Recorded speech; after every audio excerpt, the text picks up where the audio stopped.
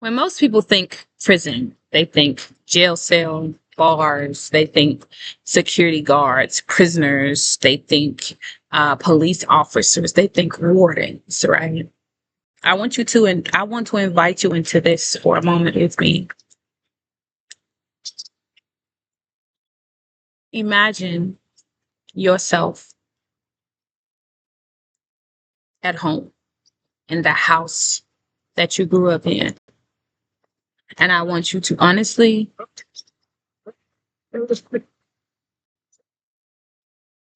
say to yourself that you don't see any relation or correlation between house that you grew up in and the prison system that we call life, the prison system that we call our world.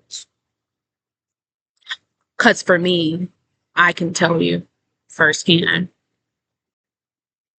I grew up in a system that is prison. I can definitely identify for you who the warden was. I can identify to you who the security guards were, who were the enforcers. I can identify to you who was who and what was what. I grew up in a prison system. And I invite you to even consider the possibility that you grew up in one too. These are little pieces of me. There were so many times growing up that things just didn't make sense to me. Things just didn't add up. Asking questions was like a death sentence. It wasn't just a sin, it was a death sentence. You could literally be sentenced to death for asking questions that went against the status quo. I remember this one situation where my two oldest sisters coerced my other older sister, who's about 9 months older than me, to beat me up because of something that I said and did that went against the status quo. And they had to find a way to get me in line. They didn't put their hands on me because they knew the warden or the head security guard, right? AKA my dad or my stepmom, would reprimand them for putting their hands on me, seeing as they were 3 and 6 years respectively older than me, right? And then turned into a whole thing. But because I said something that went against the status quo, it turned into a fight that I literally did not see coming. Literally did not see coming. I grew up in a prison system where speaking out would sentence you to solitary, where sharing your emotions got you sentenced to more time in your jail cell. This one particular time I remember crying because I was missing my mom, and my stepmom was like, "Why are you crying?" And I just sat there crying. And then she said, "Stop crying before I give you something to cry about."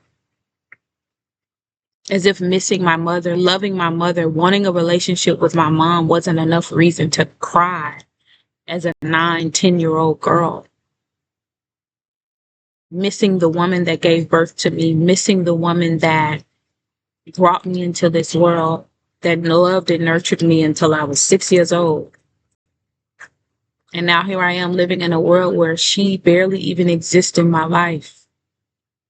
And all the feelings are coming up.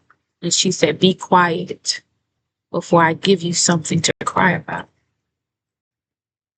I grew up in a prison system. The prison that they called home is very likely the same prison system that you grew up in too.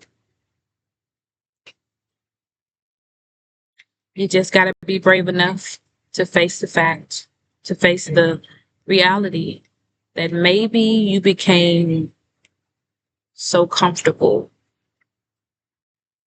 in the dysfunction, in the chaos, 444 on the clock. You became so comfortable in the dysregulation of it all. Yeah. You became so comfortable in the dysregulation of it all that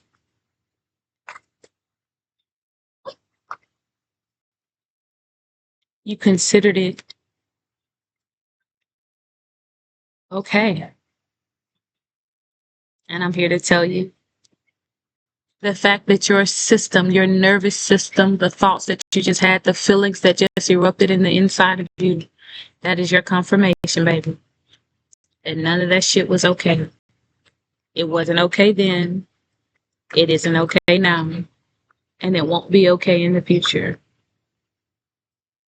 This is little pieces of me, a sanctuary, a sanctuary of safety for Alethea's truth to purpose peacefully in power.